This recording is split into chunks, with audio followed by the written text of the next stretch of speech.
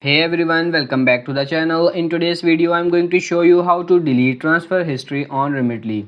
Now basically you have to understand that you will not be able to actually delete your transfer history. And why is this? Because the short answer is no, and for regulatory and compliance reasons, bank statements or maybe your payment statements record all credit card transactions to protect you from fraud. For better or for worse, this means that it's impossible to hide or delete them from your history once they have been processed. This is also the same on Cash App. This is also the same on Venmo. It's also the same on MoneyGram or many of the other forms of payment applications out there. It is not possible to delete your transfer history. The only thing you can do is just simply delete your whole account itself. But when you delete your whole account, you are going to basically lose all funds, and then just you have to create a new account from scratch again. So hope this video helps you understand a question as to whether or not it's possible to delete your transfer history on Remitly. Hope this video was helpful. If it is, like it and subscribe to the channel. Thank you.